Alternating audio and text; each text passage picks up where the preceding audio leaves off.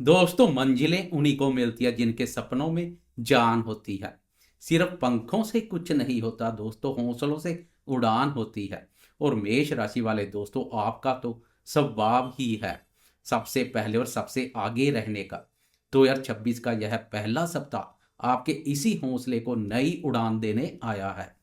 नमस्कार दोस्तों, मैं हूं आपका एस्ट्रोलॉजर दोस्त राजेश कालिया और आप देख रहे हैं आपका अपना पसंदीदा चैनल अक्षित एस्ट्रो मास्टर। मेष राशि के मेरे जांबाज दोस्तों, आप सभी को नव वर्ष 2026 की बहुत बहुत शुभकामनाएं। नया साल, नई उम्मीदें और नया जोश। साल का यह पहला सप्ताह यानी 5 जनवरी से लेकर 11 जनवरी तक का समय आपके लिए बहुत मायने रखता है। यह तय करेगा कि आप इस साल की शुरुआत किस नोट पर कर रहे हैं, जीत के साथ या संघर्ष के साथ। ग्रहों की स्थिति बहुत ही रोचक बनी हुई है।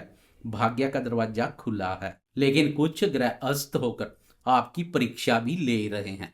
तो चलिए बिना समय गवाए विस्तार से जानते हैं कि मेष राशि वाले दोस्तों के लिए यह सप्ताह क्या लेकर आया है।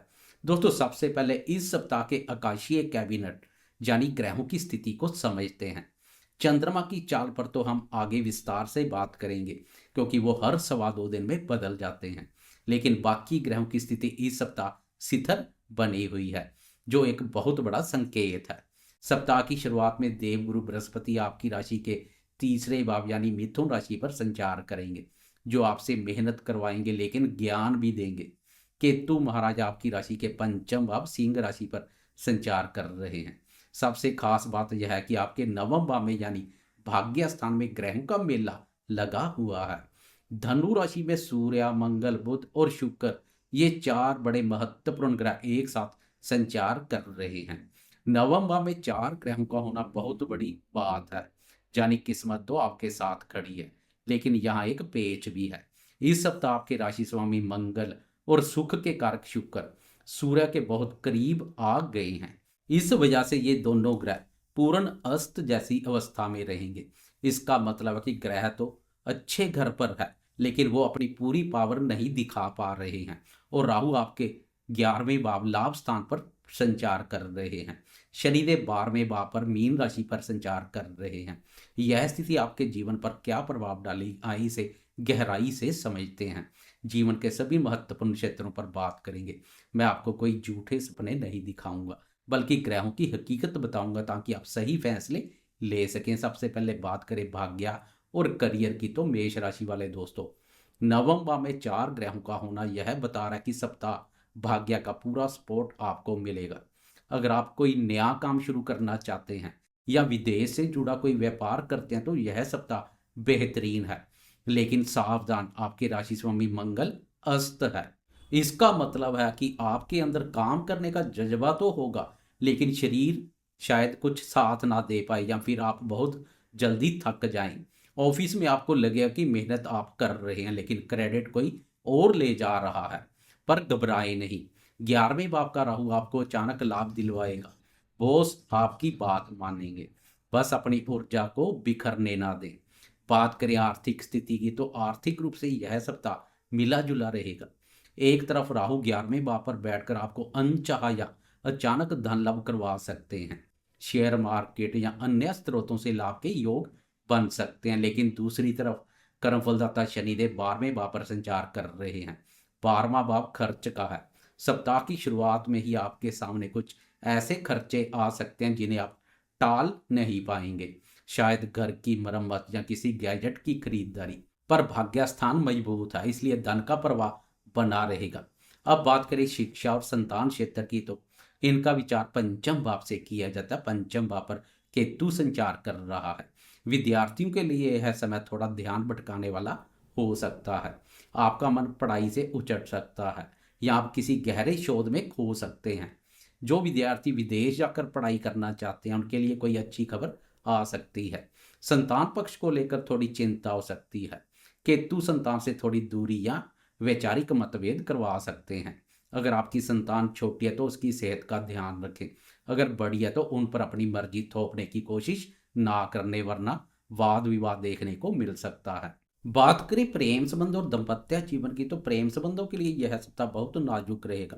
क्यों? क्योंकि प्रेम का कारक शुक्र अस्त है और पंचम भाव में केतु है। इसका सीधा मतलब है कि आप अपने पार्टनर से प्यार तो जताना चाहते हैं, लेकिन शब्द नहीं मिल रहे। गलतफहमी हो सकती है, पार्टनर को लग सकता है कि आप उन पर ध्यान नहीं दे रहे। दाम्पत्य जीवन में भी आपको संयम रखना होगा। मंगल अस्त होने के कारणवश आपके स्वभाव में चिड़चिड़ापन आ सकता है, जिसका असर रिश्तों पर पड़ेगा। जीवन साथी के साथ लंबी दूरी की यात्रा का योग बन रहा है, जो आपके रिश्ते को सुधारने में मदद कर सकता है। स्वास्थ्य को लेकर मैं आपको विशेष सतर्क रहने की सलाह दूंगा। राशि स्वामी मंगल का अस्त होना और शनि का 12वें भाव में होना, यह दोनों संकेत दे रहे हैं कि आपकी रोग प्रतिरोधक क्षमता थोड़ी कमजोर रह सकती है। नींद न आने की समस्या या आंखों में जलन हो सकती है। इस सप्ताह आपको एडवेंचर करने से बचना चाहिए। चोट चपेट का हल्का भय है। वाहन चलाते समय सावधानी बरतें। अब बात करते हैं उस ग्रह की जो आपके मन को चलाता वह है चंद्रमा। छोटी अवधि के राशिफल में चंद्रमा की चाल का विशेष महत्व है। असली घटनाएं इसी के गोचर से घटती है। सप्ताह का पहला दिन 5 जनवरी मंडे को चंद्रमा आपकी राशि के चतुर्थ भाव यानी कर्क राशि अपनी राशि से सफर शुरू करेंगे। सप्ताह की शुरुआत थोड़ी भावुकता के साथ हो सकती है, क्योंकि चतुर्थ भाव मन, माँ और सुख का है। सोमवार को आपका मन काम में कम और घर परिवार में ज्यादा लगेगा। आप घर की साज सज्जा या सुख सुविधाओं पर ध्यान देंगे। माता जी के साथ समय बिताने का मौका मिलेगा, लेकिन मन में एक अजीब सी बेचैनी रह सकती है कि क्या मैं सही दिशा में जा रहा हूँ। घबराने की जरूरत नहीं है, यह सिर्फ चंद्रमा का प्रभाव है। शाम होते होते मन शांत हो जाएगा। 6 जनवरी की दोपहर के 12:17 पर चंद्रमा सिंह राशि में प्रवेश करेंगे और 8 जनवरी की शाम के 6:38 तक यही रहेंगे। यह समय इस सप्ताह का सबसे महत्वपूर्ण और संवेदनशील हिस्सा है। सिंह राशि आपका 5वां भाव है और यहाँ पहले से केतु महाराज संचार कर रहे हैं। जब चंद्रमा और केतु मिलते हैं तो इसे ग्रहण योग या मानसिक भ्रम की स्थिति कहते हैं। मंगलवार की दोपहर से लेकर गुरुवार की शाम तक आपको कोई भी बड़ा फैसला लेने से बचना चाहिए। आप महसूस करेंगी आप जो सोच रहे हैं हकीकत उससे अलग है। प्रेम संबंधों में यह समय ब्रेक जैसा महसूस हो सकता है। मन वैराग्य की तरफ भागेगा, लेकिन विद्यार्थियों और साधकों के लिए यह समय उत्तम है। अगर आप तंत्र मंत्र या मेडिटेशन करते हैं तो इन 2.5 दिनों में आपको बहुत गहरे अनुभव हो सकते हैं। शेयर बाजार में बड़ा निवेश करने से बचें, धोखा हो सकता है। सुरक्षित निवेश करें। 8 जनवरी की शाम के 6:38 पर चंद्रमा कन्या राशि में प्रवेश करेंगे और 11 जनवरी की सुबह 4:52 तक यही रहेंगे। कन्या राशि आपकी राशि का छठा भाव है। जैसे ही चंद्रमा छठे भाव में आएंगे आपके अंदर का मेष राशि वाला जोधा जाग जाएगा। केतु का जो मानसिक भ्रम था वो अब खत्म हो जाएगा, छू मंतर हो जाएगा। आप एक्शन मोड में आ जाएंगे। अगर कोई पुराना कर्ज या बीमारी आपको परेशान कर रही थी तो इन दिनों में आपको उसका समाधान मिल जाएगा। विरोधी सिर उठाने की कोशिश करेंगे, लेकिन आप अपनी बुद्धिमानी से उन्हें दबा देंगे। नौकरी पेशा दोस्तों के लिए शुक्रवार और शनिवार का दिन बहुत व्यस्त लेकिन सफल रहेगा। बस अपने खान पान का ध्यान रखें, पेट में थोड़ी गड़बड़ हो सकती है। और अंत में 11 जनवरी की सुबह सुबह यानी ब्रह्म मुहूर्त में 4:52 पर चंद्रमा तुला राशि में प्रवेश कर जाएंगे। रविवार का दिन आपके लिए रिलीफ यानी राहत का दिन है। तुला राशि आपकी राशि के सप्तम भाव पर पड़ती है। पूरे सप्ताह की भागदौड़ और तनाव के बाद रविवार को आपको सुकून मिलेगा। आप अपने जीवन साथी या दोस्तों के साथ किसी पार्टी या आउटिंग पर जा सकते हैं। अगर आप अविवाहित हैं तो रविवार को शादी की कोई बात चल सकती है। वह व्यापारी जो साझेदारी में काम करते हैं उनके लिए भी दिन शुभ है। रविवार की शाम को आप महसूस करेंगे कि पिछला हफ्ता चाहे जैसा भी था, अंत भला तो सब भला। तो दोस्तों, अगर मैं इस पूरे सप्ताह को समेट कर कहूँ तो निष्कर्ष यह है, भाग्य आपके साथ है, लेकिन आपका शरीर और मन थोड़ा थका हुआ महसूस कर सकता है। 5 तारीख को घर पर ध्यान दें। 6 से 8 के बीच में कन्फ्यूजन से बचें और शांत रहें।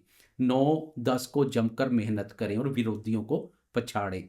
और 11 तारीख को खुलकर जिएं। उपाय, चूंकि आपका राशि स्वामी मंगल अस्त है और केतु चंद्रमा की युति बन रही है, तो एक छोटा सा उपाय जरूर करें। प्रतिदिन सुबह सूर्यदेव को जल चढ़ाएं और उसमें थोड़ा सा गुड़ या लाल चंदन मिला लें और हो सके तो मंगलवार के दिन हनुमान चालीसा का पाठ जरूर करें। इससे आपकी ऊर्जा वापिस आएगी। मुझे विश्वास है कि यह विस्तृत राशिफल आपको अपने सप्ताह को बेहतर बनाने में मदद करेगा। याद रखिए, ग्रह दिशा दिखाते हैं, चलना आपको है। अगर आपको यह वीडियो और मेरी मेहनत पसंद आई हो तो लाइक का बटन जरूर दबाएं। कमेंट बॉक्स में जय बजरंगबली लिखना ना भूलें। चैनल अक्षित एस्ट्रो मास्टर को सब्सक्राइब कर लें ताकि हम हर हफ्ते ऐसे ही मिलते रहें। मैं हूं एस्ट्रोलॉजर राजेश कालिया।